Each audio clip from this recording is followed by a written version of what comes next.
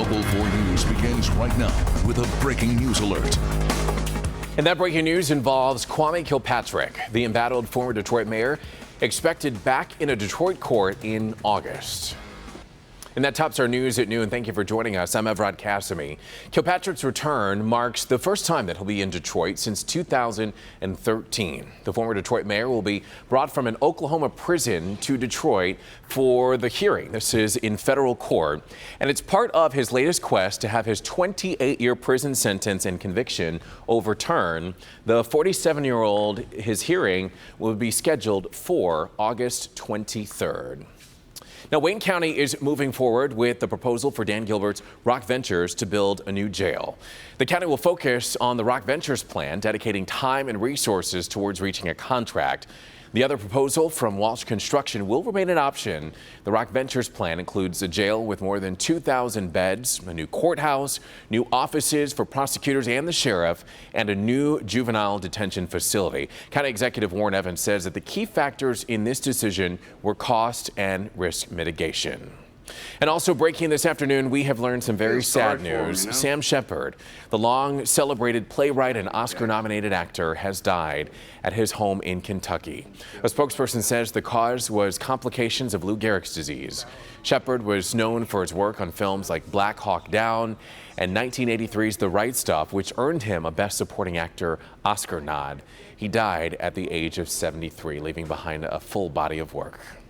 The other big story that we're following for you comes to us from Huron Township, and that's where a father in his 40s dies, all while trying to defend his son. You're looking at video from the scene from just overnight. Local 4's Nick Monticelli has been there following the story since it broke. And Nick, where does the investigation stand at this hour? Do they have anyone in custody? They do have, Rod. In fact, the investigation is almost wrapped up at this point. They've got an 18-year-old from Taylor in custody for this murder. He'll be arraigned likely tomorrow, and 3 other people also in custody who could be connected to this. Now, this stabbing actually happened right here, just around this corner here in this mobile home park, but the suspect actually, after this happened, took off running through this neighborhood behind these homes before he escaped. I woke up in the middle of the night and I just seen a flashing lights. I didn't even look out this door. I just seen a cop car sitting out front. I thought he had somebody pulled over. Donald Baker awoke to the strobing glow of police lights in the middle of the night. Right outside his front door, Robert Bisco was stabbed and killed. It happened around 10:30 last night in the Huron Estates Mobile Park off of Inkster Road. Huron Township investigators say a car filled with 4 very young adults came here looking for a fight with Briscoe's son. Briscoe, or Bobby as most called him, tried to break up that fight, but was stabbed. He died steps away from his front door. But new information this noon reveals the 18-year-old police believe killed him was here 1 hour before. Well, this is something that had been ongoing for several hours. They had been there. They were destroying some property of his out in his front yard. They were breaking things. At some point, there was an altercation in the middle of the street between the 2 juvenile groups. Dad came, tried to intervene, get the groups to break up, and ultimately he was stabbed. Investigators are still trying to figure out what the original fight was about, but those involved knew each other, so police knew almost immediately who the suspect was. They called Taylor police, who arrested him near his home. But most importantly, Briscoe leaves behind a wife, 5 children, and 3 grandchildren. He had his whole life in front of him. He obviously was concerned for his kids. He was out there protecting his kids, and something really needless made a lot of people lose their father and their grandfather today, and a husband as well. Now, as we mentioned, there were 4 people who arrived in that car. One is that suspect who is now under arrest, and 3 others who are currently being detained until police can exactly figure out what their roles in all of this were, and they could be charged as well. Now, again, as far as the suspect goes, but because he came back to this scene a second time, there's a possibility that there could be premeditation here. He could be charged with first-degree murder, and because he is 18, that could carry a life sentence. We are live here in Huron Township. Nick Monticelli, Local 4. All right, Nick, thank you for the update. The drama in Washington, D.C. continues now with a White House shakeup. President Trump swears in his new chief of staff as several issues bear down on his White House, Russia, North Korea as well, and even health care. NBC's Tracy Potts has a look. The shakeup in the West Wing of the White House becomes official this morning with the swearing in of the new chief of staff. There's a staff meeting and a cabinet meeting planned introducing the new man in charge. As Chief of Staff. That's right, sir. Law and order behind the scenes at the White House this morning. We just swore in General Kelly. First on the president's agenda today, swearing in his new chief of staff, former Homeland Security Secretary General John Kelly. I think he will bring some order and discipline to the West Wing. Ensuring that everybody who works in the White House is on the president's agenda. That agenda includes health care. After failing to repeal the Affordable Care Act 3 times last week, the Senate's top Republican says he's ready to move on. But the president is not. Tweeting, "Don't give up, Republican senators. The world is watching." The president will not accept those who have said it's, quote, time to move on. He wants to help the millions of Americans who have suffered. President Trump is ready to move on from Russia investigations and will reportedly sign new sanctions. Plus, the threat from North Korea is more urgent now after reports of another missile test. To have a trajectory which, as of the latest analysis, would enable it to go about 6,000 miles and maybe even hit as far east as Chicago. We can't have that. How to stop it? Now, under new management. And we're watching today's cabinet meeting because it is also expected to be the first face-to-face between President Trump and his attorney general since the president started criticizing Jeff Sessions for stepping off the Russia investigation. Tracy Potts, NBC News, Washington. Meanwhile, President Trump is getting ready to slap sanctions on Venezuela. 2 senior administration officials told CNN that sanctions could be announced as early as today. The Venezuelan government on Sunday held a controversial vote that President Trump and many other critics say will erode any last signs of democracy in the southern nation. The United States is considering sanctions that would strike at the only source of cash for troubled Venezuela. That would be oil. You're looking at video of violent protests that erupted across the country during the vote, despite a ban on demonstrations. Protesters fighting for democracy. At least 10 people died in clashes on Sunday, including 2 teenagers. Massive protests are expected to start up again today. Well, this afternoon, the search continues for the person responsible in the drive-by shooting that took the lives of these 2 up-and-coming artists. And at this hour, police are saying the crime was not random. Family members say 26-year-old Dominique Brown and 27-year-old Ramel Campbell were on their way home from a recording studio when the shooting happened on eastbound I-94 near Livernois early Sunday. Investigators say 30 rounds were fired into the white Chrysler 200 that Brown and Campbell were traveling in. Brown leaves behind 2 young children. Loved ones are now left wondering who would have opened fire on them. I don't want to say she was targeted. I would like to say she probably was at the wrong place at the wrong time. And now a family is left grieving. Brown and Campbell's autopsies are scheduled for today. Also developing at this hour, Birmingham police are looking for a smooth-talking jewelry thief. Here is a photo of the suspect inside of Legacy Jewelry Store on Old Woodward Avenue on Friday, where police say he stole a $1,000 necklace from a display. Here he is leaving Merwin's Antiques Gallery on Old Woodward Avenue on Wednesday after he allegedly stole jewelry worth $10,000. The shop's owner says the man was polite and knowledgeable about jewelry. If you recognize him, and here's another photo, please contact Birmingham Police. The U.S. and Canadian border is a busy one, and like frequent candidate for self-driving cars to tackle in a future where streets are filled with autonomous vehicles. That's why forthcoming cross-border self-driving test rides should be very informative. Today, Continental and Magna conducted the first international self-driving test ride. The automotive supply giants teamed up to send autonomous vehicles from southern Michigan to Sarnia in Ontario across the Canadian border, with crossings at both the tunnel that links Detroit and Windsor, as well as Sarnia's Blue Water Bridge. The challenge is less a technical one and more about identifying how exactly this kind of international trip will work with autonomous technology enabled. It's really exciting, actually. So what we're going to be able to do with the information from this trip is really understand what type of infrastructure needs to be put in place for the roadways, as well as when we talk about border crossing where a vehicle has to stop and potentially be inspected, how would an automated vehicle communicate with the border authority to be able to do this kind of a task.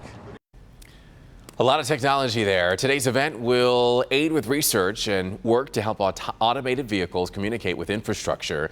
This is an emerging technology, so you might not understand what all this means just yet, as opposed to a lot of the foundational technology aimed for automated vehicles like lane detection and object detection, because they're already in cars today. Well, today, the Detroit People Mover celebrating 30 years of serving the community. And to mark this event, DPM is allowing people to enjoy free rides all day long. Not bad. You can also snag some free samples of Detroit water ice from now until 2 p.m. During the People Mover's 30 years, get this, they have completed more than 65 million passenger trips. That is a lot of trips, Brandon. As we turn our attention to the forecast now, Detroit water ice sounds like a good thing that we might want to try today as well. That's a perfect plan, especially if you're out walking. I'm not saying don't take the People Mover, but it's pretty nice. And the humidity is down today. It starts to go up day by day moving forward.